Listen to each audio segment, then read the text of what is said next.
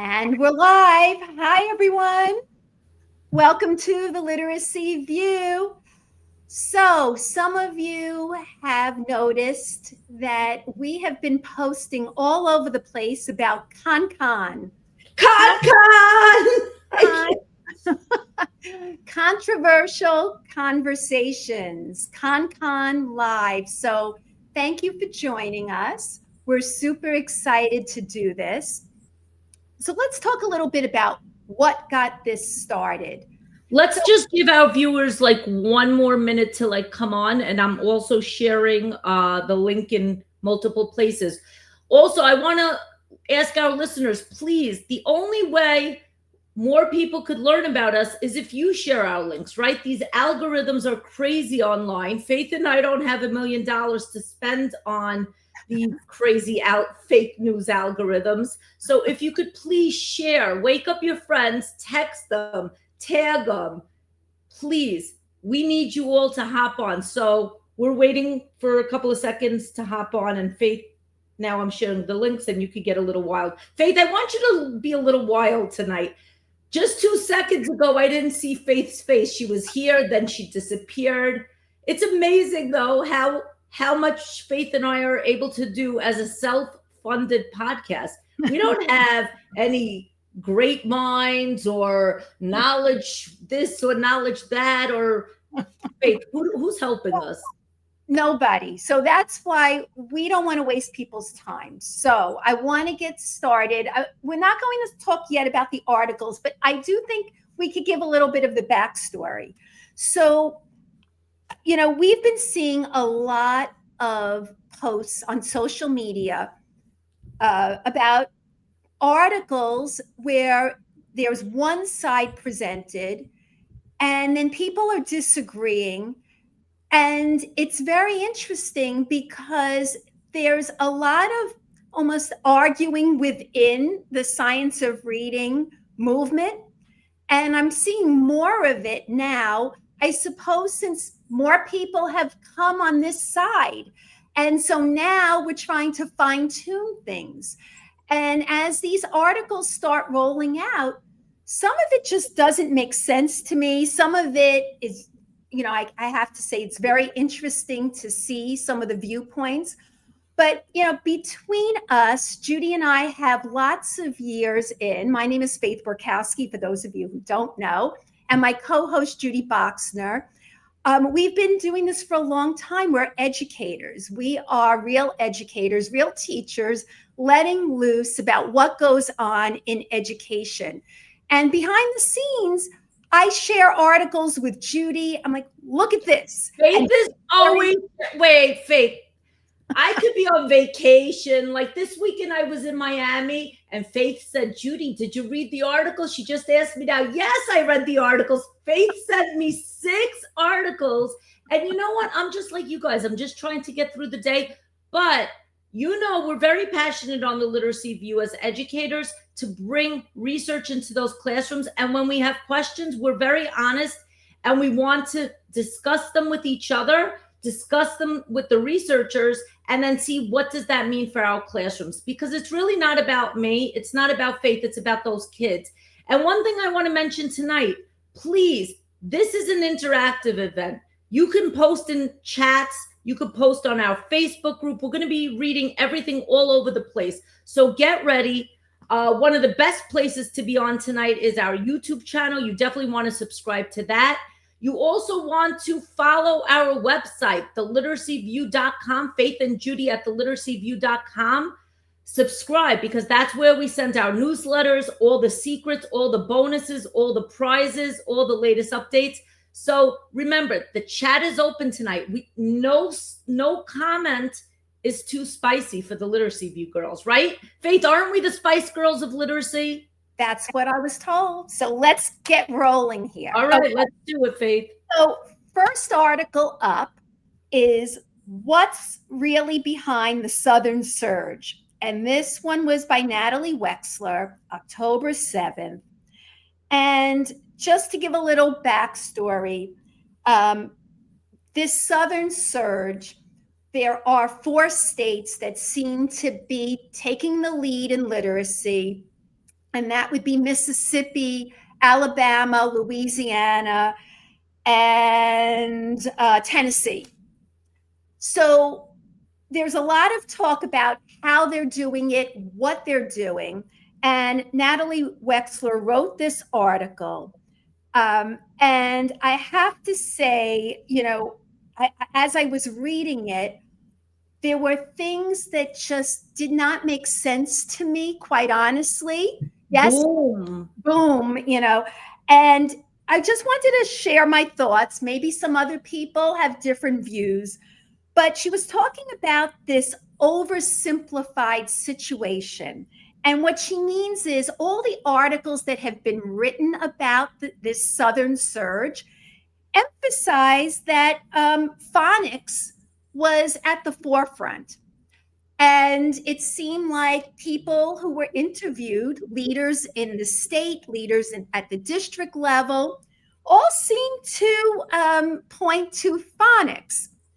Now, when I read this article, she said that was an oversimplification and that it's reducing the success stories to phonics and test-based accountability. So for anybody who did not read the article, she really wanted to emphasize that it was more than phonics. So I have my views on some of this. Judy will have her views. I'm going to start off. While I was reading this one on the train, because, sometimes I'm a procrastinator, and Faith gave me a lot of homework to do. So it was a long day of work today. And there I was on the train, and my blood started boiling. I couldn't take it. Faith, when I was reading this one, I don't know if it was a hot flash or what it was, but I was hot and bothered, and I was kind of going wild. Why?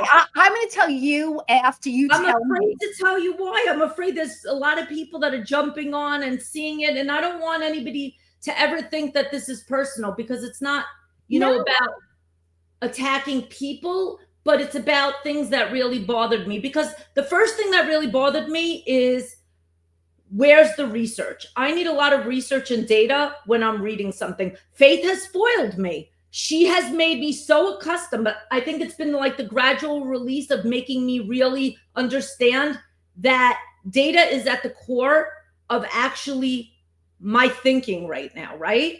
Otherwise, it's only an opinion.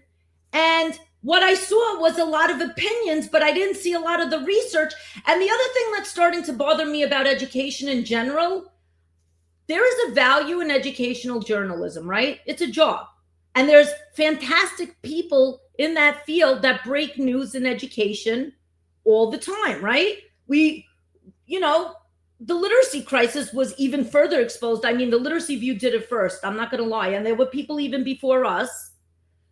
But, educational journalists serve a value, but I feel like the field is being taken over a little bit by educational journalists who are not in the classroom, who are not in the trenches like we are every single day doing the work.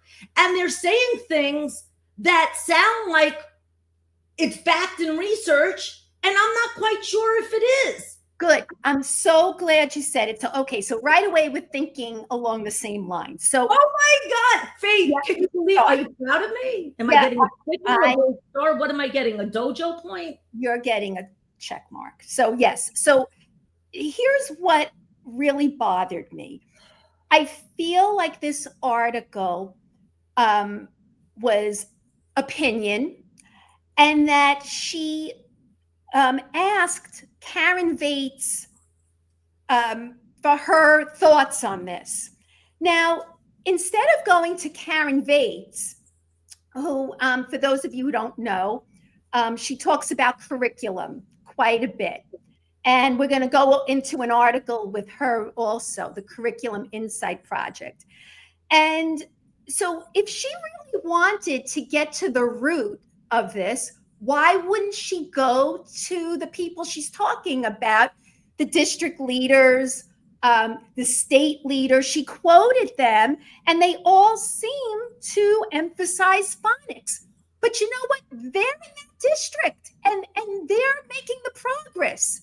And if they think that phonics was at the core of what was inspiring this change, then why would you be saying again that it was the success story was reduced to phonics? We're likely to see continued failure. That's her quote. We're likely to see continued failure if we don't acknowledge that it was more than phonics. Now, I want to just step in and say, I do think it was more than phonics. 101%. But I think that if you're going to start in K-2 making a change, probably their biggest shift did happen with ensuring that phonics was being taught correctly.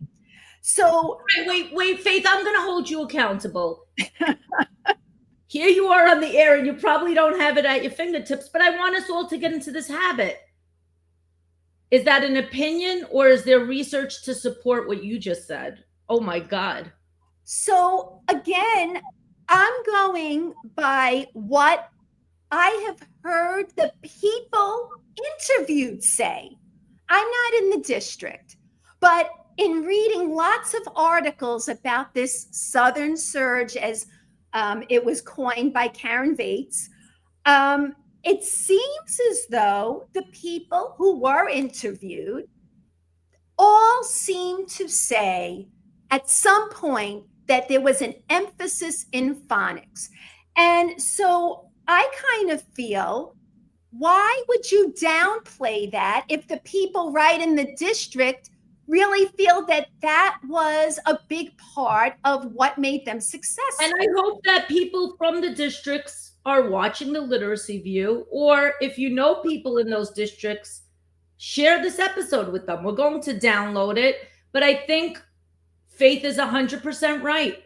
Where were their voices? Were their voices, did somebody reach out to them?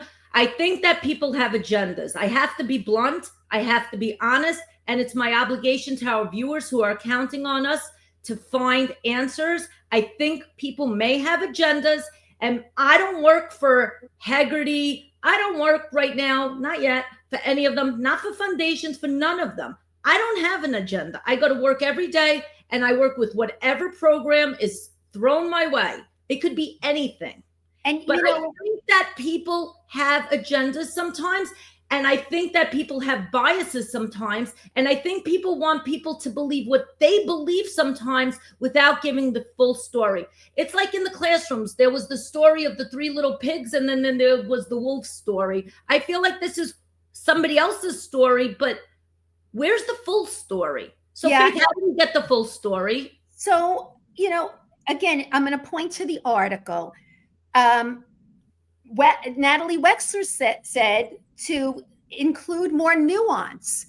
Yet, when I read her articles, it's very one-sided, and and it's fear-based. If we don't get it right, this will happen. And she even separated out the difference between the southern states Mississippi, I think, really did not do as much knowledge building, at least according to the article. Again, I don't know, which I'm just reading what's there. Can I mention something else though, Faith? I know some people are like, oh, those states look like they did well because they were rock bottom for a while. Can you talk a little bit about that? Because I know some people were like, oh, they didn't do as well as people think they did, because when you're at the bottom and you gain a couple of points, it makes it look like you did great, but you didn't really do great. So I want to hear your thoughts on that. Well, I think we could clearly say that they're doing quite well. I'm not going to take anything away from these states. They're doing quite well. Now, obviously, it was said that Mississippi at one point was at the bottom. So there's only one way to go but up, at that point. But I mean, they really have gone way up, as well as all 4 of these states that I mentioned. And there is something to learn from looking at these states. But again, I almost feel like the tone of the article was like, well, I don't really like the reasons they gave. I wanted them to point more to knowledge, and they didn't really do that. So I'm going to tell you what I think you should be thinking about, Don't you think there's any pure intention also with mentioning the knowledge piece? You and I know that that's a key component, right? And we know that, if kids learn how to decode, eventually, comprehension, after being at Big Sky Literacy Summit and through years of experience where we know language is everything, we know we don't wait to teach comprehension, right? Language instruction starts early. But we do know that decoding is not going to take kids far enough, especially as those state exams get tougher and the reading gets more complex. But again, there is a progression of things, and where at one point early on, some things are more important than others, and then there's a shift, right? That, obviously once kids know the code, they broke the code, you're not going to be spending time on the code in the upper grades. So, and that's something I want to talk about, which comes out. We have some kids that we will be still doing code with in older grades. And that's one thing I want our viewers to remember. There are going to be kids in 4th grade, 5th grade, 6th grade. I'm working with a 4th grader right now. He didn't break the code in 1st, 2nd, 3rd, or 4th grade. All that knowledge, he has tons of knowledge, but guess what?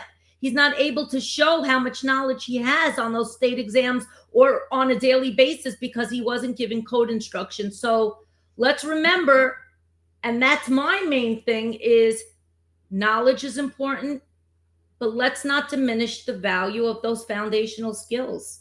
Yeah. So let's move on. All right. So we're talking about that Southern surge. We'll come back to it, but I think. And anybody's allowed to chime in the chat. I want to just give a shout out. Faith, somebody gave you a major thumbs up as you were speaking. Thank you, Sandra Stone. She seemed to agree with what you were saying, Faith. So thank you. Remember, the chat is open, and I will be looking at comments and reading them, and anything you guys have to share, it's open. All right. So let's go now to next article. And the article was written by my friend Harriet Janettos, and it was called, "What Was She Thinking? Linnea Airy Explains Orthographic Mapping."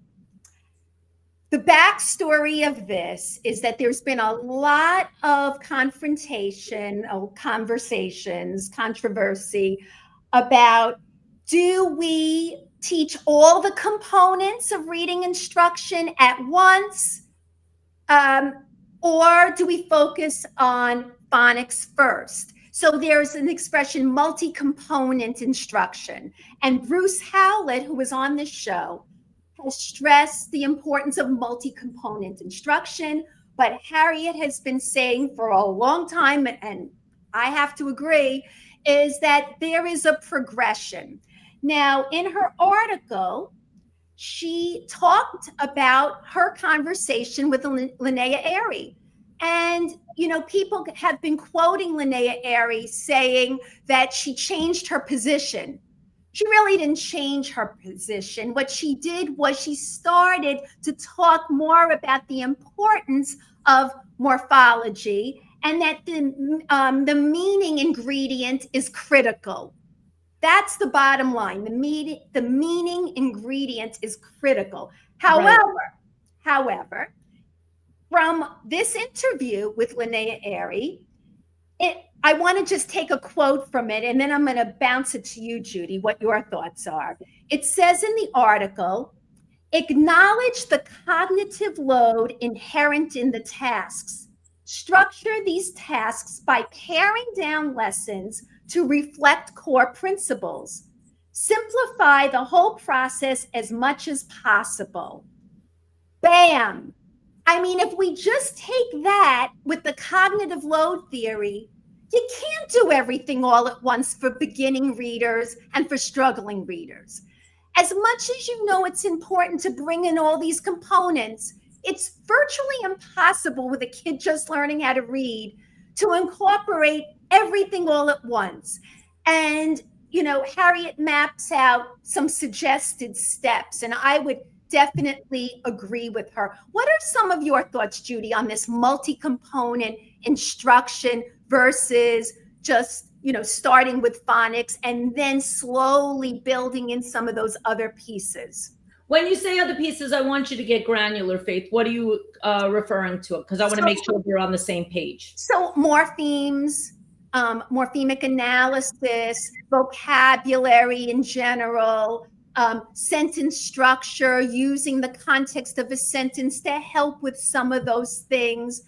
And I agree with all of that. So I don't want anyone to say, oh, she's all phonics. But at the beginning, it's so important to get the grapheme, phoneme correspondence right. And when we talk about orthographic mapping, we're looking to build these words in memory. And that's what we know orthographic mapping is. That's how we get to true sight word reading, is by being able to remember. We're connecting spelling to sounds and then bringing that meaning in to cement the words into memory. But we can't do everything all at once from the beginning. It's just, anybody who knows this will know, if they teach, that there's cognitive overload and we will overwhelm kids. That's how I'm seeing it. What are your thoughts? Well, I just want to chime in that we have Holly on our YouTube channel where we're streaming. She says, like, you don't bake a bread all at once. So she's with you, Faith. So I definitely agree with Faith. I think that the biggest blessing as I've embraced structured literacy since, when was it, Faith? 2017. I just went all in. I definitely think a scope and sequence has been a game changer for me. I was not aware of really scope and sequences before. It was like a balanced literacy approach where we were doing a little bit of this and a little bit of that and not following the scope and sequence. So I appreciate a scope and sequence, especially for my earlier learners. Like, I think when we used to do the cueing system, that was a real hot mess with the 3 things all at once. Does it make sense? Does it sound right? Does it look right? We totally neglected that visual print piece and that decoding piece. So I think for me right now, when I'm working with kids that are learning how to read, that is a big priority in the beginning. But I can't say that I think that morphology piece and that more complex piece, that has to wait. You're not going to jump into introducing suffixes and complex morphology right in the beginning. But I also don't think that people should wait, Faith. Like, no.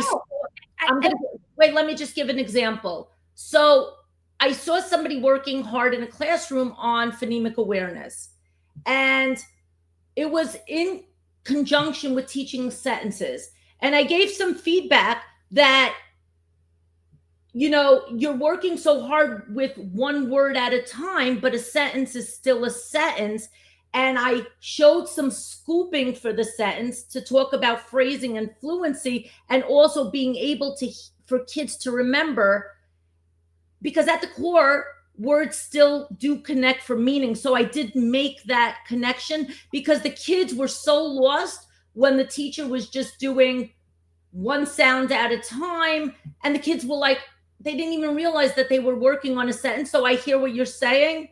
But at the same time, I want to be clear, because I don't want my words to be twisted.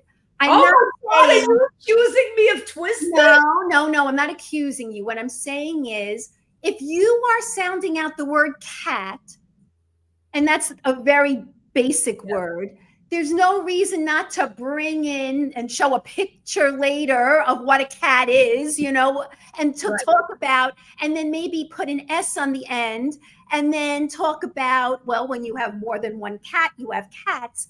And so you're bringing all that in, but it all starts with the sounds in the word. And then you start bringing in these other pieces. I think that multi-component could be misinterpreted. I don't think that, it's what you're talking about with cueing, but it could be misinterpreted. And I just want to be clear that if you read Harriet's article, and she lays out a gradual progression, that's the issue, a gradual progression in those early years, and especially for struggling readers, that you can't throw a million things. So let's give some more practical examples for our viewers so they fully understand, Faith. So let's give some more examples. So one example like Faith gave is when you're teaching a kid how to read, right? A simple word like cat, right? Well, yeah, I mean, I gave cat, but it could be just about anything. It could be. You're not going to jump to do what, Faith? You're not going to jump to do what when you're teaching the word cat? So in other words, rather than start with jumping automatically, I want to make sure that they could read the word jump. And then when we're talking about changing and, putting an inflectional ending on, well, then I'm going to add in those pieces, but I want to make sure that they could make that grapheme phoneme connection. And she used an example like EST, like a superlative. Well, the fastest. I'm just giving an example. So before you start jumping into all that, make sure that they could blend those sounds of est, and then you could start using it maybe with best and rest to get this spelling and the rhyme part, R-I-M-E, and that helps with orthographic mapping. And then EST is something that you put on the end of a word, meaning the what do you think, like somebody like maybe, and I don't want to put words in anybody's mouth because, we have a lot of people that we speak to that we don't fully agree with. What do you think Bruce Howlett and his multi-component philosophy would say about that? First of all, I give Bruce a lot of credit right? for wanting to make reading more than just sounding out a word, and I think his heart is in the right place. And when he talks about multi-component, we all agree with multi-component instruction. I'm talking about how we go about doing it. And I think that has been Harriet's thought as well, that we don't want to overload teachers. We don't want to overload kids. We want to keep Wait, can you say that last part again? Because I think that needs to be said again. That last piece is so important. Not to overload teachers or kids. We don't want to overload them because then you don't get anywhere. So I think we have to be very clear what multi-component looks like. And I think it was a very good idea. And she was very clear about laying it out. And she got this right from the horse's mouth, from Linnea Airy. So I don't think that should really be controversial anymore, to be honest. I mean, we're not reading Linnea's mind anymore. She interviewed her. She wanted to make sure she was getting the right story. I think that's awesome. And going directly to the sources, that's great, right? We have access to people. You can email people. You could email Faith and I, right? Faith, did you know the chat's going a little wild? Did you see it? Did you see it? I do. I see. If we go back, so Olivia Mullins, she said, I'll relook, but I didn't. Hi, Olivia. The tone of the Southern Surge knowledge convo to be different than the exact same kind of convos in literacy where it's we cannot ignore other things and only focus on phonics, such as comprehension, syntax, etc. Half the fourth graders we work with cannot identify CA is, California. Okay, California, the state they live in, as a state. Sometimes I feel like if you substituted knowledge with syntax or oral language, the conversation would not be controversial. But when knowledge is the focus, I don't see the rest. When knowledge is the focus, it feels... Okay, I'm getting the gist of it. It's okay. So, Olivia, that's a good point. It's, you're making a good point that it's really pointing out we shouldn't ignore other things. And that's fair. But when you start taking stories that you've heard where they pointed to the importance of something, why are we minimizing it and injecting our own thoughts into something? Again, I want to point out, Natalie Wexler is a very talented writer. She certainly follows education, but she's not a teacher. And she is not an administrator. And I do think that this was an opinion article. That's my opinion. So, Faith, it was more of an Faith, I'm going to ask you something. Is it your honest opinion when an article is an opinion, it has to somehow be clearer to an audience that's reading it? What is an author supposed to do? Like write the word, like sometimes I've seen opinion. What do they do to make it more clear to the audience that it's strictly their opinion? And does an educational journalist have a responsibility to always produce or cite research, or can they just give their opinions? And how does the average practitioner like me know how to decipher very closely what I'm looking at? I think I'm getting better at it. Well, I'm going to give you an example. What if somebody's a second-year teacher and now they're reading this, or a principal? Sometimes they'll see a certain name and they'll be like, oh my God, this person has spoken. That's it. This is what we're doing. Correct. And I think that's what people do. They, she did say like it was an opinion in some points, but I do think that you put it into the right framework when you said a journalist, an education journalist. Do we want her opinions or do we want her reporting what's out there? I don't know. Okay, I want to go crazy and wild. This is the literacy view, right? Let's not hold back tonight, Faith. Let's really not hold back. By the way, hi, Vicki. Thanks for joining us tonight. And we have a lot more. Emily Hanford, right? Mm-hmm. Everybody knows Emily. Everybody's grateful to Emily. Does Emily report her opinions, or does she get factual? What is your opinion, or does she do both?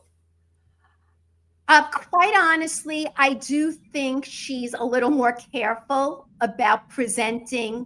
That's it. Bingo. I agree. But I do think that certainly in her latest episodes, she had her thoughts about different things, and she was presenting it to kind of sway people into what she wanted them to see. Was it the political one? Well, the last few were a little bit more political. But my point is that I do think she is way more careful in terms of trying to present this more from what's happening than opinion. But I do think that this article in particular really presented this in a way that, well, here's the reason, and nobody has spoken about it. Like, she's going to set the record straight with why this Southern surge was happening. So, that's, again, I'm presenting my opinion after reading it. I think the point is people have to be really careful about what they hear and what's happening. Faith, I want to go back to Emily Hanford. So I think for a lot of the episodes, especially in season 1 with Sold a Story and Exposing, I think she did do a lot of her homework. She went to the schools. She cited more research. She cited programs that had a lot of evidence behind them, which I still don't know why some of those programs, we don't see them more in schools. So I think in many of her episodes, she did a tremendous, and you know what, and one thing that I also want to be really sensitive with that is sometimes we think one person's responsible, right? Mm-hmm. We had her co-writer on our show, right? Christopher Peak. Yes. And he does a lot of the research too. So I want everybody to remember, there's multiple people, but I think the thing with education and journalism and reporting is people get enamored with people rather than the research. So how do we stay centered? That goes back to my question. How do we stay more centered on the research and evidence and what it's telling us, Faith? Because what if I'm a starting teacher? What if it's year 2 for me and I don't know, and I just see an article, or I just hear a podcast, or if I hear even Faith and Judy, right? Well, but we always make it clear that we're giving you our thoughts, and you need to kind of take it and think about it. But we never tell people how to think. And we're very clear about saying that they And need you know what's their own funny? You know what's decisions. funny? People will email us all the time. Like we're getting a lot of emails. Bring this person on, bring this person on. And it's not about people for us. Correct.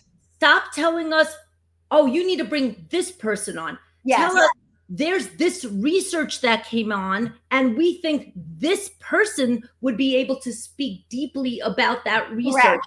And Correct. you know what's funny? Some episodes that we've done where we've tried to do the reverse, because we'll go to a conference or we'll speak to somebody and they seem great and passionate. Those episodes don't do as well, because that's what our audience is counting on. Our audience is counting on, they know you and I, we're practitioners. But how do we, look at articles that relate to research and make that research come into those classrooms? And when Faith and I don't know the answers, we go to the researchers. And we go to the researcher that either wrote the article or another researcher in the field that knows a hell of a lot about that topic, right, Correct. Faith? Yes. And I want to just bring something up. So I spoke to my husband about this. And Faith spoke to hubby. I spoke to hubby, and I asked him, I said, in the legal profession, do people ever go outside of people with a law degree to give advice? And his answer to me was, it is illegal to give legal advice if you are not a lawyer. So I'm going to say that again. It is illegal to give legal advice if you are not a lawyer. So why is it okay in education? That just does not make sense to me. If you're not doing the job, if you don't have an education degree, you're not a teacher, you're not an administrator, it's okay to have opinions, but to give like advice, like to go around giving. Wait, so I'm going to slow you down. How do you determine whether somebody's giving? I know these are basic questions, but I need to ask. And how do you determine whether somebody's giving you advice or whether somebody's stating an opinion? And the chat is open, guys. The chat is open, and we have some chat in there. How do you determine that, Faith? Well, I think when they are self-proclaimed experts, like there are people out there and they are truly influencers. If you go into their record and then you'll really look up things, you won't see a teaching degree. You won't see that they've ever been in a classroom. They haven't been in charge of a school. They haven't worked at the district level. And yet we're looking to them to give advice about how things should be done. And, it blows my mind that we're not like looking at this more carefully. Wait, Faith. So one of our viewers is sending me a BS button because they know mine is out of batteries and another one is out of batteries. BS button tonight. Why aren't you getting wild? Just because you're in a new apartment, that's not an excuse. I have mine ready here. I have mine ready. So if you want me to press it, I'm going to call BS on the idea that in education, things seem to pass by, but in law, in medicine, you're not taking advice from people who don't do the job or have some true understanding. So I'm pressing it. All right. Now that doesn't mean that people with a degree don't make mistakes. Look at all the people who made mistakes in education. Let's talk a little bit about the balanced literacy, proponents and the gurus. They made plenty of mistakes and they were educators. But, you got to start looking at people who have true experience in the classroom. Some of the things that they propose or say, you just know that they don't have that kind of experience. Robert Pondicio on X recently put out a comment, and he said, it makes me wonder if somebody actually has experience in schools. And we got to give it to Robert, right? Yes. He's a journalist who's been in the trenches. He's Exactly. been in the trenches. He worked in the Bronx just like I did. Yes, at least he's done the job. It doesn't mean you have to stay in that job for 30 years, but you mean like you did, Faith? 40. Right, 40 years. But the point is that, at least you have some background. So that really bothered me, that sometimes people feel they have license to hold themselves out as experts, and people okay, so do we hold the people that idolize these people accountable, like these principals, these administrators? Do we hold them accountable? Are they equally as responsible? Okay, so that leads me to the next article. And don't forget that chat, Faith. Don't forget that chat. That chat is still going wild. All right, so this leads me to the next article, which was Holly Corby's article. And it was My Kingdom for a Reliable Curriculum Review. And she interviewed Holly Lane, which I was like, okay, now we're getting somewhere. But it was also Natalie Wexler and Karen Vates again.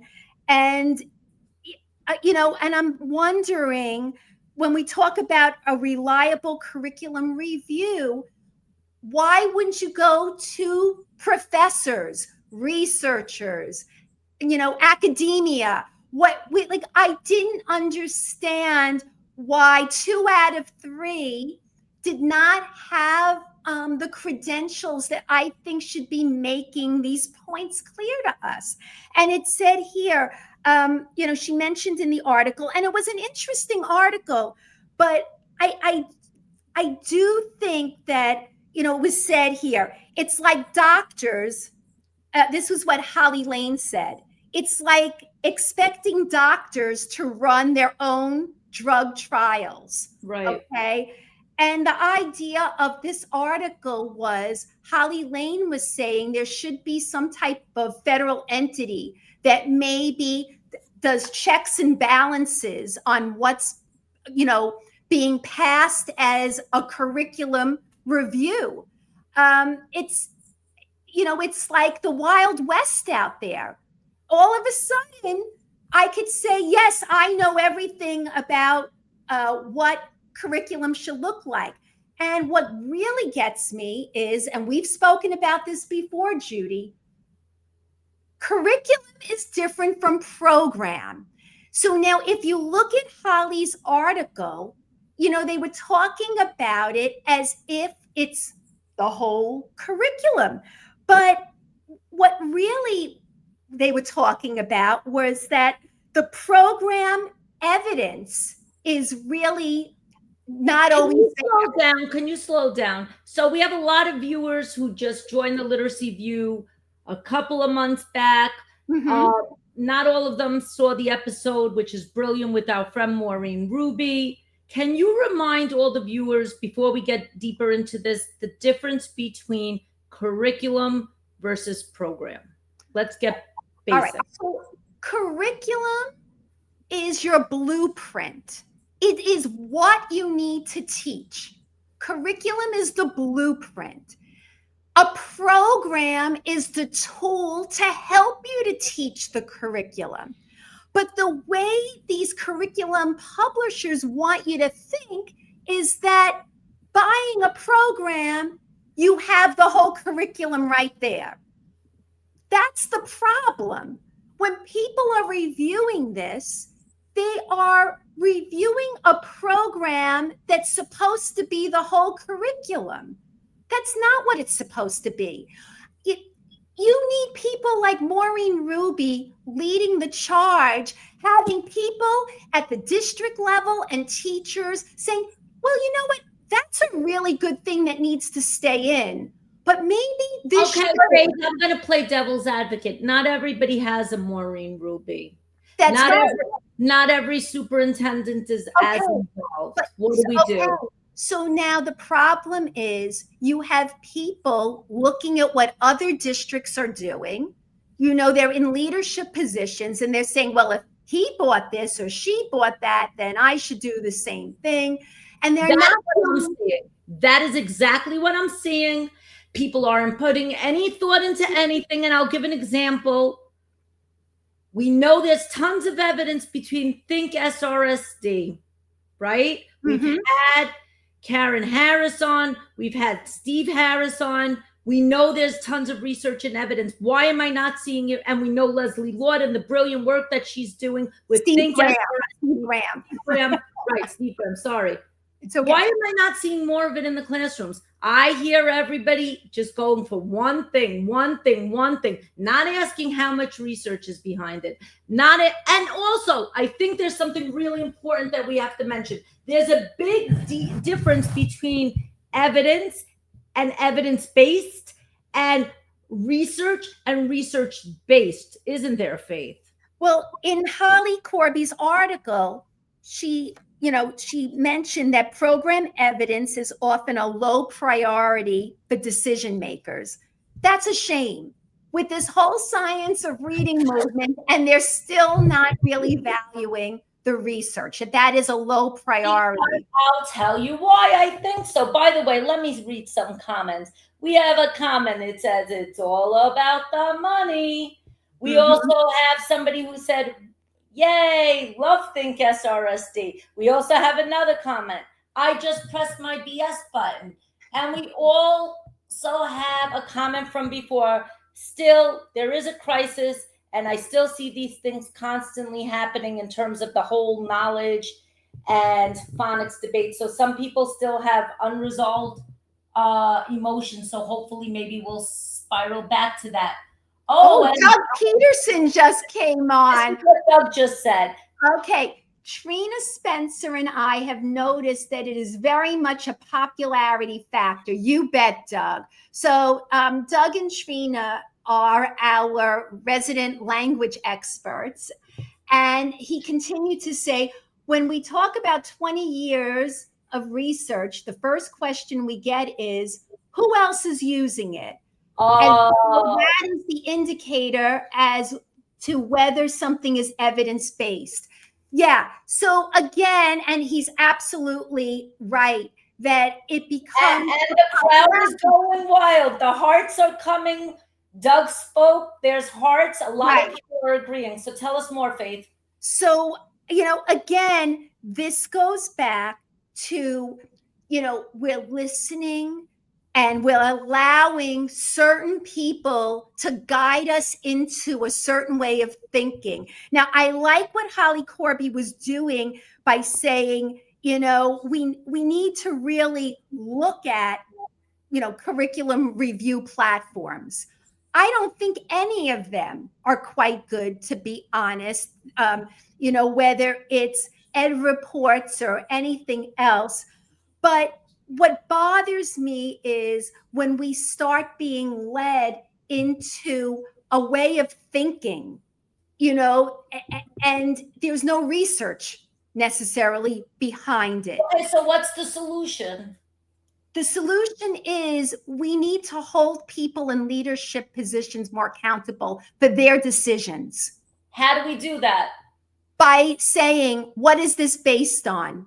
What if they don't know the answer? Then they need to go back and figure it out. If they can't figure it out, why don't we take it a step further, that we as people that are getting more informed, bring them the research and say, let's sit down and talk, close the door like I do sometimes at work, and have those honest discussions, right?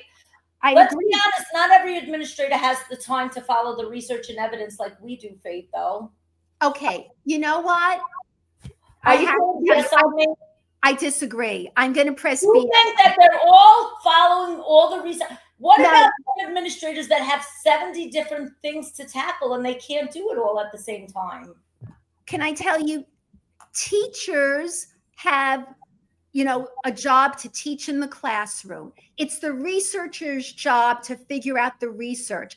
But if it's an administrator who is charged with purchasing a program or choosing a program, well, you better have a good reason to do the it. administrators weren't even given a chance to do that. We know that. Okay.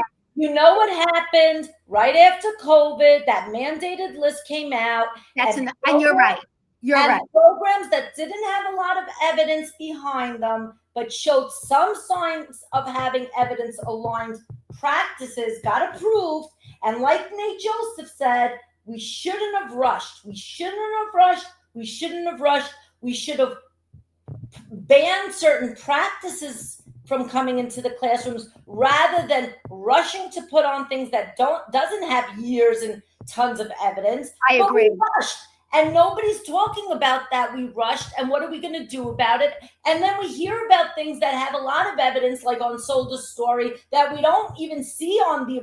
That wasn't even an option. That program, that Success for All, wasn't even an option on the list where I am. Yeah. Now we also have a Oh wow, thank you. Somebody said yes, Judy. I finally said something right. Somebody also said, and it was Vicky again. States also need to be held accountable for putting these programs on state-approved lists. I don't know. Do we need programs on the list, or do we need pedagogy on the list? What do you guys think? The chat is open.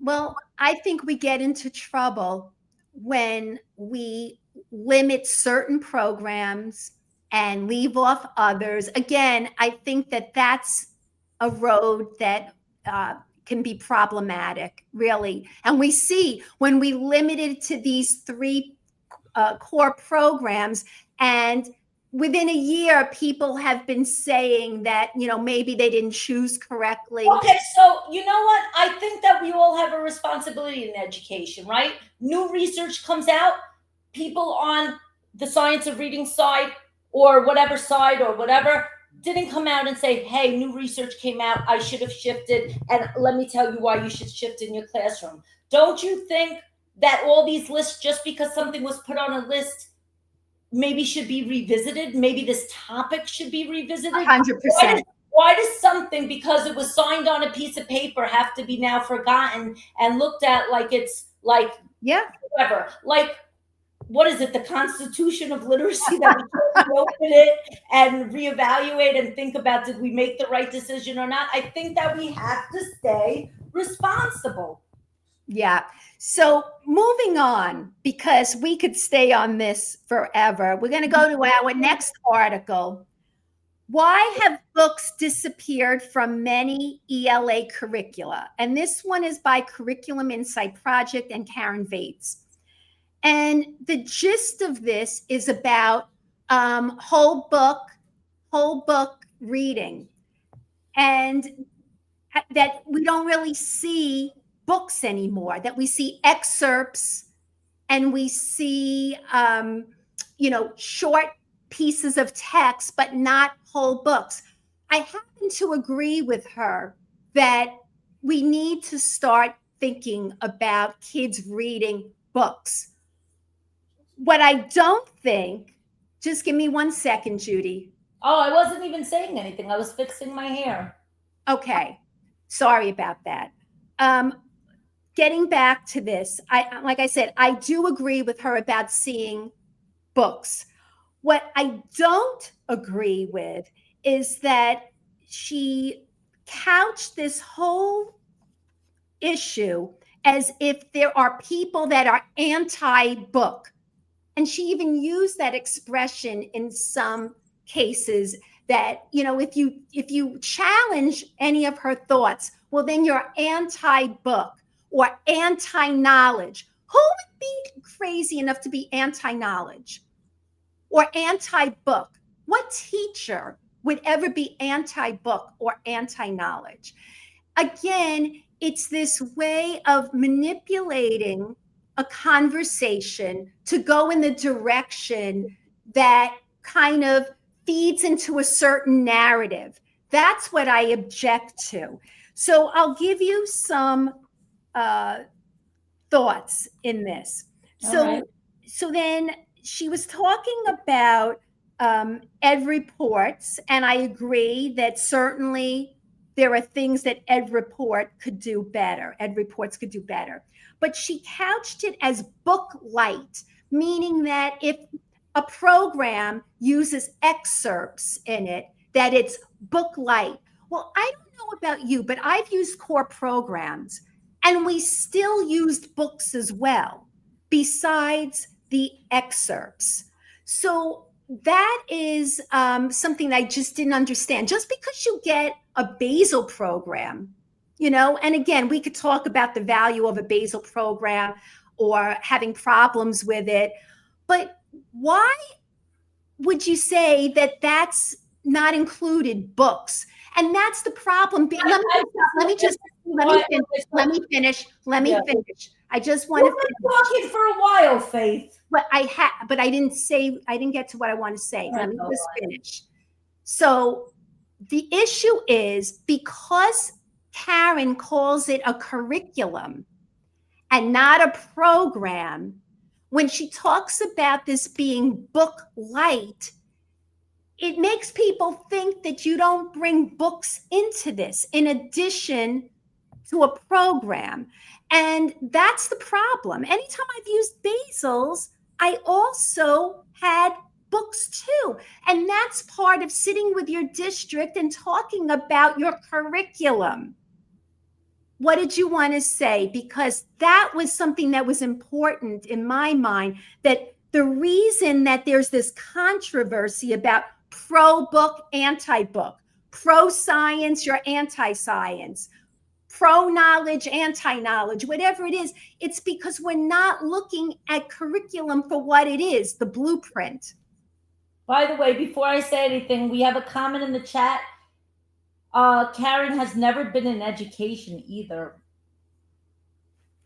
Well, that's what I'm getting at, that people follow certain people because they write very well, and she does. And she comes up with these very catchy types of things like the Southern Surge and book light and all that, which, it's fine. But people have to separate somebody who writes about education from being an educator. So is it like educational influencers, like people that are influencers of makeup and beauty? An influencer. So what I'm trying to say is that, when I see something about, we don't use enough books.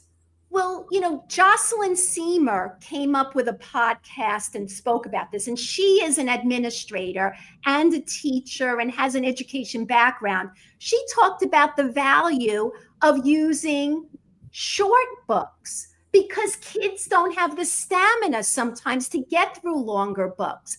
And she gave really interesting comments about why that is a nuanced issue. It's not like, okay, if you disagree with me, then you're anti-book.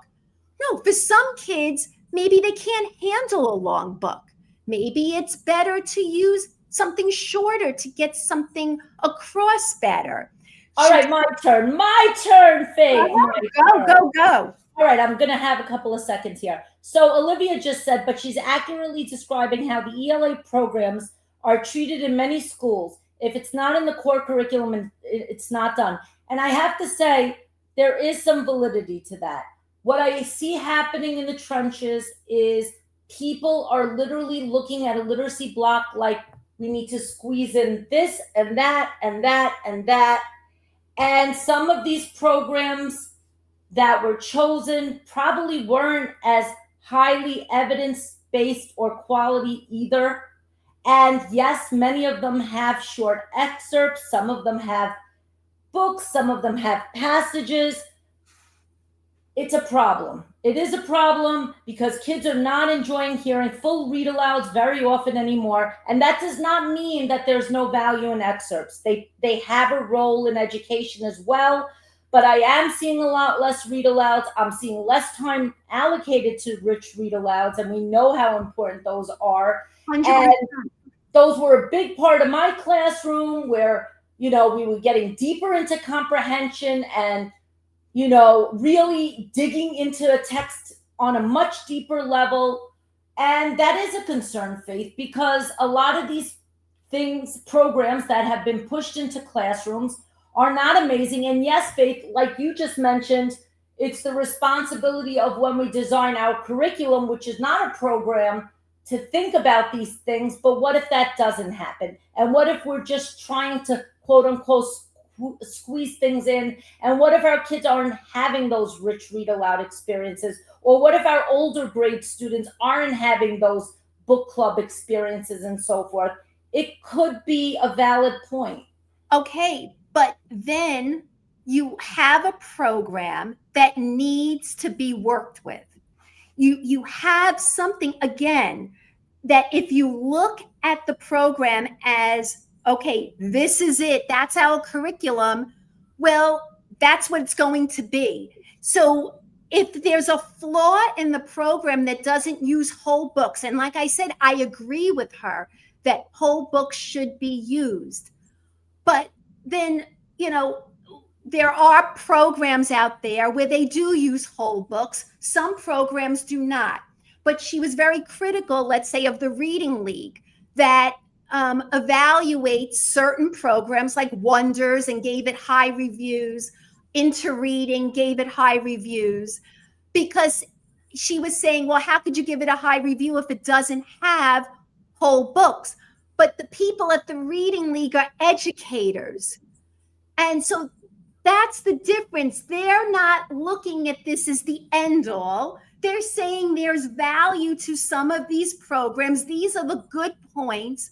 But if you are a teacher and you have teacher knowledge, and we're trying to build teacher knowledge, we should be able to see where the inherent flaws are and fill in where necessary.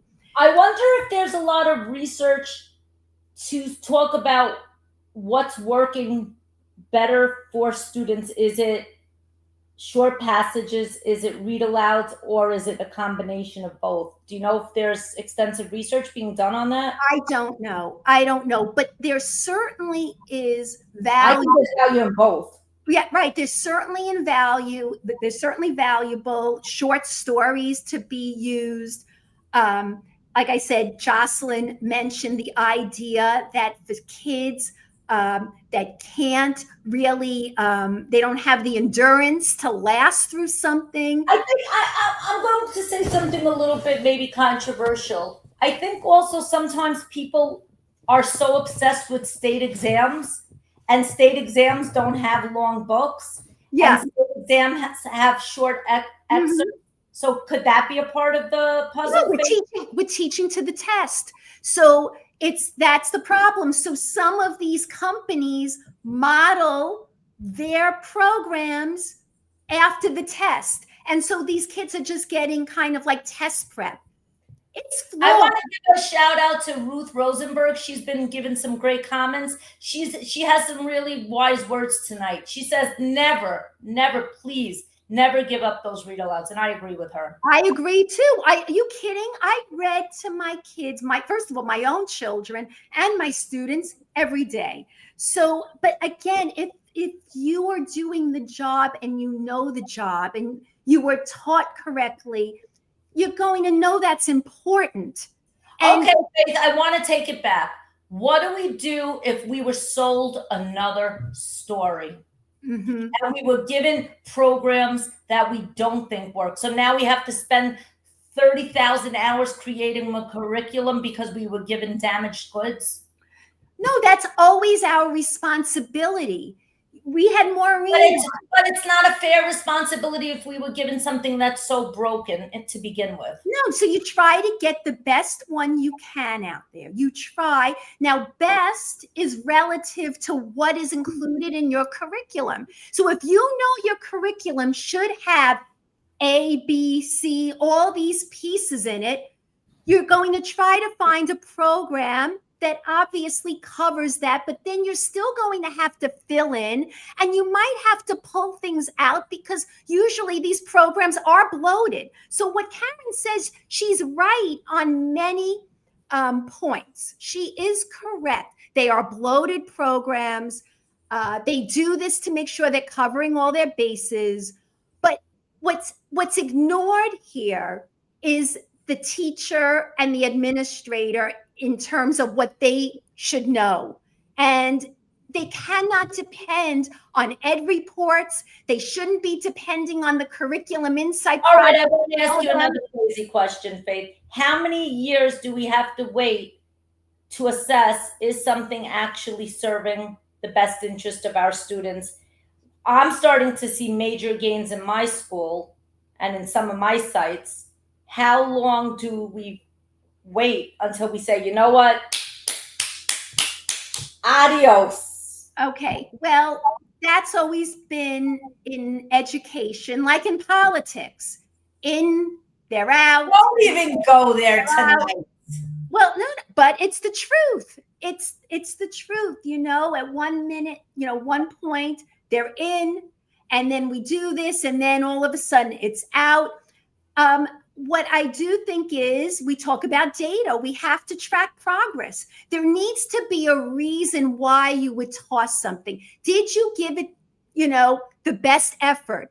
Were people trained to use this program successfully?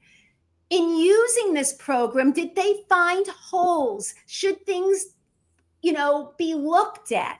Anytime I've worked with a school, we always worked with the program, made sure teachers could use the program, and you know, as well as they could.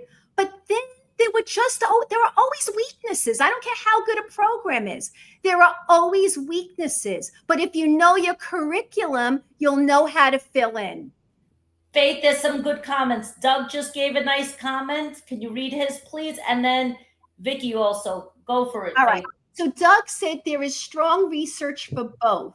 Structured literacy intervention for language entails explicit, systematic, and cumulative instruction embedded in a meaningful context. That context is often a story. And it isn't really about the length of the story. It is more about whether it is a complete story that allows for a focus on explicit language targets. And that's what I was saying, short stories, a complete story.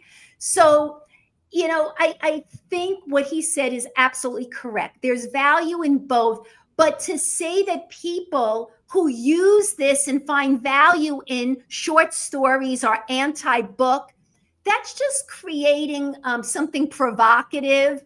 That's not really, I don't think, something that is important to start talking about. It's silly to me, anti-book. Who is anti-book? You know what that is called? Mishigas. Yes, I would say that's a lot of Mishigas for sure. All right, next. Okay, next. Here we go. Let's talk about Tim Shanahan's article. Oh, you're still not doing the one I picked, huh? We're going to leave yours for the end. I'm not forgetting about it. Well, we're going to talk about it, I promise. Okay. It's called, wait a minute. What is it called? It was short. It was small group instruction. Hold on. I have it in my notes. That was a really fun one. I actually took screenshots of certain things in that one as I was on the Metro North. Oh, here it is. Sorry about it. Should reading be taught whole class or small group? There's a lot of controversy out there about small group instruction, whole group instruction.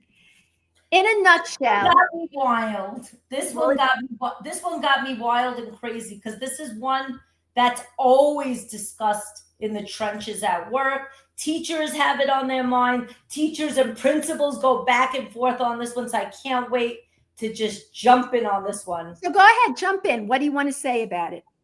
All right. So, opinion or from the article? I'm going to give my opinion. I'm going to be honest. It actually really pisses me off when people do not see the value in small group instruction, especially for beginner readers. It is so clear that tier 1 is the biggest bang for your buck. We know that, especially people who have been doing the work for a long time. However, we also know that the different tiers of instruction are also very important to help early readers. reading is such a intensive endeavor when you're teaching a kid how to read. And the reason I know this well is A, I've been doing it for 29 years. B, I do it after work in my garage as well. When you're teaching a kid that's struggling how to read, or a kid that's learning how to read, you need to watch how their fingers moving. You need to model those behaviors. And many of our kids, yeah, they might have seen an overview in tier 1. And if you're really good at tier 1, you're rotating around the room and you're providing feedback. But that doesn't mean that our readers don't still need small group instruction to meet their specific needs, to provide them what they need. But I think Tim Shanahan made some really valid points. Tier 1 is a big bang for your buck. If you're doing small group, but you're not seeing kids enough times in those small groups, you're not going to get really help them, right? Because if you have struggling learners that you saw in a small group once a week, that's not the best course of action. They might need to see you 5 times a week, especially if it's tier 3. And he also said, never do with small group what you could do just as well with whole class teaching. What did you think of that one, Faith? I completely agree. Me too. I completely agree. So I think, I agree actually with everything you said, Judy. So I really can't argue with anything you said. Having done this job for many years as a classroom teacher and in my private work, that, whole class is where you get the biggest bang for the buck, for sure. Right. But he did say that small group, people have this impression that small group is superior to whole class. There is no evidence on that it's superior. He also said that teachers should teach more during their whole class. And if they're doing it well, they do teach more during whole class instruction than small group. And he said, minimize small group whenever possible. So in other words, be choosy about why you're pulling kids for small group. The way our education classrooms are set up, it's basically, we have small groups happening, and it's basically like, okay, what are you going to do with your small group? He's turning that on its head, saying, no, I have a reason to pull these kids for small group because I see they can't do this well, or I need to go over it. I need to reteach it. In other words, you have to be very intentional about why you're taking that small group, not just because my room is set up to always, have small groups. And I think the biggest thing that I've been learning now as a practitioner, I think a lot of principals want teachers to have it preset. This is my group, but there has to be also times, especially when you're working on different comprehension items as well, to pivot. You need to be flexible. You need to be monitoring your room in tier 1 and saying, you know what? I thought these kids would have trouble. They're doing fine. However, these kids are having trouble, and I'm ready to give them what they need right now. I think that's a big shift for me. And I think this article was great, Faith, but I think it could be dangerous, because if an administrator doesn't read it carefully and think about it on a deeper level, like we're talking about tonight, they might just think tier 1 is what matters. So how do we make sure that the messaging is clear? Because I'm telling you, in the trenches, there's a lot of administrators that are giving a lot of pushback about the concept of small group. How do we make sure that there's a clear understanding? What do we do? I think that there was another article that just came out about that by Tim. Well, I mean, Tim Shanahan just came out with a book, about leveled books, leveled lives. I think his message is very clear. We don't get rid of small group instruction, but we have to know why we're doing it. And, when we have to be very clear about what we plan on doing in that small group instruction. And he said, especially beyond grade 1. So he was saying, like you said, those early learners like K and 1, maybe it's more important to do small group as they're younger so you could really see carefully what they're doing. You mentioned sliding your finger through text or whatever it is that you're doing. But as they get older, it's probably beneficial as far as time goes to try to do more during whole group instruction and really be very choosy about what you do during small group. I Oh, think thank you. He said the book is Leveled Readers, Leveled Lives. Yep. Thank you. I think also with tier 1 instruction, it is the biggest bang for your buck. So you need to really get really good at it. Know that it's hitting the whole classroom. But what does that mean for you as a practitioner in that classroom? Are you rotating around the room? If you have 2 teachers and you're in an ICT class, is one teacher sitting down while the other is doing all the heavy lifting? Or are you both providing those kids feedback? Now, also during tier 1 instruction, are you listening to kids read? Do you hear what they sound like? Are you monitoring? Are you walking around and actually taking notes about what the next steps are? So tier 1 instruction is where you can really, really hit the masses and move the work forward. But I think that it's dangerous to think that we don't need to do small group instruction. I'm a big believer in it. I think that even in the upper grades, there's always going to be needs that students have that we need to get deeper into. And you know what? There's nothing like one-on-one instruction. And maybe that's controversial, but that's what I do after work. I do one-on-one instruction with kids for whom classroom instruction failed. And guess what?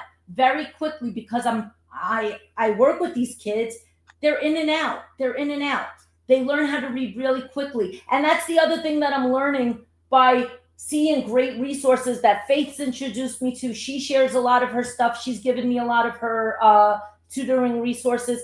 If you have quality items, it makes the work so much easier, because teaching a kid how to read doesn't always have to take that many years. Would you agree, Faith?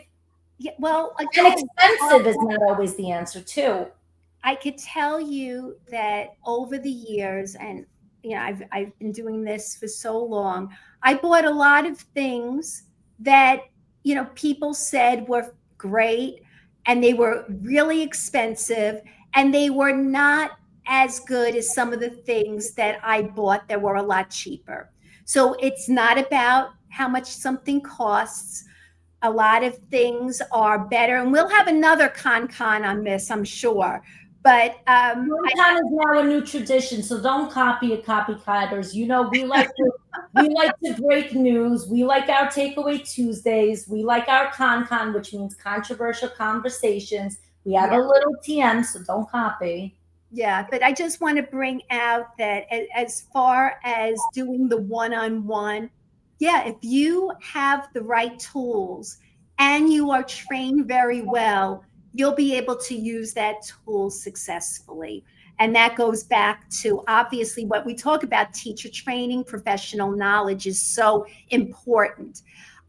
Last article is all about math. Now, you might be wondering, why are we discussing this on the literacy view? But we talk a lot about explicit instruction.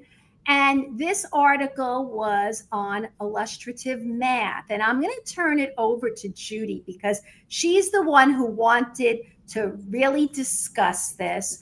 I read the article and I have my thoughts on it. But quite honestly, I've never used the program. And so I have some things to say, but it's mostly about explicit instruction in the article itself. But I'll turn it over to Judy. Go ahead, Judy. So I'm really passionate about explicit instruction. It's an area that it has become a core value to me and something I'm passionate about. And I have to be honest, I was a struggling math student as a kid. So this is very personal to me. And what I'm seeing is a lot of schools have been training teachers in explicit instruction. And in simple terms, the I do, the we do, the you do, and it's a flexible model that can go back to the we do, another we do, back to the you do, another model, the I do, but it's direct instruction. And recently, I am a big fan of Carl Hendrick. I listened to a podcast that he was on. I think it was called Chalk Talk, and it was about discovery-based learning with a couple of other people, and it was absolutely brilliant. Everything that Carl's involved in is absolutely brilliant. And they spoke about discovery learning, and they also spoke about the brain and how the brain learns. And what I've been learning about the brain is that the brain learns the same way, whether it's for math or for literacy, for science or social studies. And there is a science of learning, and research has found that explicit instruction is a model that really works for our students. So we know it works. We've been putting so much time and energy in literacy instruction, training our teachers on what explicit instruction is with the I do, we do, and you do. Many schools are getting deeper into teaching process charts and all of that, right? This is how I do step 1, step 2, step 3, right? Why do we do that process? So kids have a resource and know how to practice that in their we do and then in independent practice. But now, and I don't want to attack illustrative math because it's not only about illustrative math, it's about the pedagogy of shifting to a discovery-based model. And I'm seeing that a discovery-based model is in a lot of schools right now. I commute with a kid on the train who's my son's age and my son's friend, and he is actually working with a discovery-based model. And boy, is he saying the kids struggle with that discovery base. But anyway, it's coming. And it's coming after a lot of teachers have been busting their butts in math and in literacy, really embracing Anita Archer's principles and all of the science of learning principles of what it means to do explicit instruction. So my question is, how the hell do these decisions get made that all of a sudden things change for no reason? Where's the evidence? Who's making the decision? Where are the policymakers and who's at that table? And it's going to suck when we train so many people to do something. How do we explain? No, stop, put your process chart aside. You'll show your process chart at the end during another part of the lesson. You're going to start with the you do. Let's have some fun and discover. And you know what? I want to give a big shout out to the math coach that I'm working with in my building, Rachel Velez, who is as passionate about math as I am about literacy. She said, yes, there is a place for discovery-based learning after kids had exposure to the concepts and had that explicit model. Well, this article, I think they said something like they want to start in pre-K because they didn't really have the foundation to be successful. That was one reason. And then another reason that these kids weren't successful was that they weren't trained very well in how to use the program. I don't know. The whole article seemed like they were trying to place blame somewhere why this discovery learning wasn't working. And I think you hit the nail on the head, Judy. There's a place for it, but you have to make sure that kids have the foundation to be able to be successful. Think so about how much time is going to be wasted with that discovery. Maybe a couple of the kids in the class, maybe in some gifted classes or wherever, a couple of kids will get it, but think about how many kids will not get it. And I know my own kids, I got feedback when they were in certain programs. We tried to experiment in this STEM and this and that. And I spoke to school psychologists and neuropsychs and other experts that said kids, especially for math, but I know in literacy too, need an explicit model. They need to have a scope and sequence and have that experience of the practice and the I do, we do, you do. And somebody wrote in the chat that even Anita Archer said, this discovery math is nonsense. Yeah. So if we know it's nonsense, and we know that there's not enough research to support the other side, and we welcome research, right? Show it to us. Come on our show. It doesn't matter if it's about math, because math and literacy are related. And we know that other people are going to try to cover this topic now that we spoke about it on the literacy video, more on it. But it is, I mean, come on, problem solving, all problem solving, you Faith, have I can't hear you. problem solving. Yeah. That's reading. Problem solving is reading. You know, you have to be able All right, to so read. what are we going to do about it now? Schools are making these decisions. Nobody has any idea why they make those decisions. What happens now, Faith? What do? We just say, okay. You know what? They're going to have to try to make it work. If they have two choices: either get rid of it. Teachers, Faith, how? It's not fair. It's not fair. Life is not fair. It's not fair. So either they're going to get rid of the programs that don't work, or they're going to have to try to work with what they have and try to bring in the missing pieces. But this is my biggest nightmare. Think about how many years so many of us have been fighting the fight in literacy. If we start sending a mixed message in math, what does that potentially do to literacy instruction? If you're telling people you could start with the you do, you could start with a little discovery. Look how much discovery we did in literacy for so long. And how many years of crappy data did we have without our? That's just it. The numbers don't lie. The numbers don't. But it's happening. And there, you know what makes me sad? Because I feel like I have no control. And when you work in systems that are large and you're not the decision maker, you just don't know what to do. And, you know, I got to give a shout out to Danielle from Big Sky. Nell, she reminded me that, and she reminded everybody in the room, that even if you're not the administrator and you're just quote unquote a teacher or a coach, you still do have control, because you could influence those people that you talk to. You could influence those people that you have conversations. And I think the one thing that could prevent me from going insane is knowing that not everything is really in the realm of my control. No, you could only do what you can do. And look, I know that as a parent, I had the same issues watching my daughter go through a math program that was terrible, and she was not picking it up.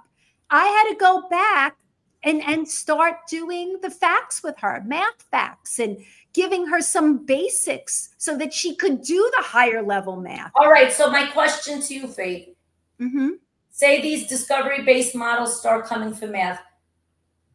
What do you think happens to literacy? I think it's the same idea. I think maybe that's a way to get people to think about it. We're talking about explicit instruction with reading, writing. Why would math be any different? If anything, there's more evidence that says that math needs to be. Okay, but say we don't know the reason. Discovery-based math programs are adopted. What impact does this have on what's happening in explicit instruction in literacy? Does it ruin it? Does it change it? Does it make our teachers say, hey, why are we doing explicit instruction? We're doing discovery-based here. I mean, you could look at it that way, but in the end, I think that, you know, an administrator is responsible for that building. And it goes back to what I said before. You have to really have answers for people. And if you don't have answers, you need to find them. And I know what you said, well, they're busy, they're running a building, but a big part of your job as an administrator is making sure that the classroom teachers are carrying out what they need to do. How can you judge? But they don't have full control either. Okay, they don't have full control. And sometimes the superintendents don't have full control either. Okay. Maybe the superintendent's getting directives from a chancellor or somebody higher up, or like. Okay, but they are responsible for kids succeeding. So they might not be responsible for that program, but then they have to have the answers that if I was forced into taking a certain program or I was coerced into doing this, well, then I have to figure out ways to make it right for the students in my building. And if that means I have to start pulling and inserting different pieces or pulling something out that doesn't align. Showing a nice little model at the beginning. with your metacognition and following the research and saying, you know what, that's great. Right. So that's not part of the program, but how about having good practices, good structures in place that becomes part of fidelity versus integrity. And in the beginning of launching a new program, they always pull for fidelity, which is our term again for those listeners. Fidelity is the new F-bomb. Where'd you hear it first? On Literacy View. Faith, it's been a long night. What's going to happen next? What are we wrapping up with? To sum up, why did we choose these articles? For ConCon. Wait, this is our first ConCon. Our first ConCon. So I think to sum up, I think you have to know where you're getting your information, right? You have to know who's delivering that information.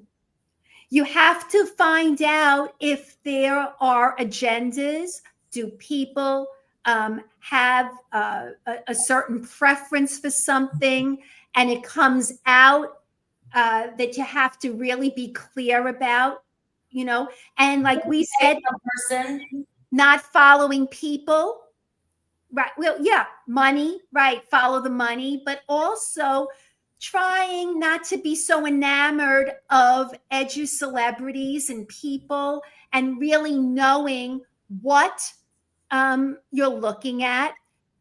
And when you read an article, also think about how this transfers to the classroom, how this could be incorporated into your building. So teachers out there, even if you're not the decision makers, when you listen and you hear a big name or an article that you think, oh, well, it came from this person, you have to go a little bit deeper. You can't just go surface level. You really have to think about it. All right, so let's wrap up, Judy. You're all set? All right, there's a couple of things I want to remind our listeners. First of all, thank you for being with us for our first official ConCon. Faith, we did it! Controversial Conversations with the Literacy View. Also, please follow us on theliteracyview.com. Subscribe to our website. Also, we have some really big breaking news coming with Dissolve. Remember we mentioned Dissolve? Some really good information's coming out. Some RCT is coming out soon. It's not public yet, but we wanted evidence. We're waiting patiently. And if you're interested in learning more about Dissolve and getting a discount with Dissolve, email Faith and Judy at theliteracyview.com. There's special perks only for our listeners. And once again, Faith and Judy at theliteracyview.com. What else is really special? Subscribe. We want to thank our sponsor, WordWasp, for this month. And we are open to being sponsored by other people for a whole month. Like this was Dyslexia Awareness Month. And we thank them for supplying books for our giveaways. And we still have giveaways on Friday. So look for that. See if your name is going to be awesome. And also a very new and special thing that we're working on. So, Faith and I provide professional development to schools, retreats, workshops, in-person, virtual, you name it. Email Faith and Judy at theliteracyview.com. But this is our most exciting new adventure. We are looking to partner with universities that are aligned with structured literacy. So if you are a university that has a strong science of reading and literacy department, we want to potentially partner with you. So reach out to us. We do not want to partner with a publishing company. That's a big fat no-no to us, because we want to remain unfiltered, unbiased, and unafraid. But if you are a university that has a strong science of reading or literacy department, Faith, where can they reach us? So at Faith and Judy at theliteracyview.com. Yes, that is our email. For a while, we had 7,000 emails. But no, we've gone professional now with our LLC. Faith and Judy at theliteracyview.com. Anything else that we forgot, Faith, for our viewers today? No, I think stay open, and just we appreciate you. That's it. All right. And please, the other big thing you could do, help us. Spread the word. Tell your friends. Word of mouth is the best advertisement. Tell your leaders, tell your principals, tell your friends. Share our episodes on social media. The algorithms are absolutely despicable. Facebook wants us to pay. YouTube wants us to pay. But the best way you could pay us thanks is by spreading the word, because we're changing lives one view at a time. Bye. Thank you.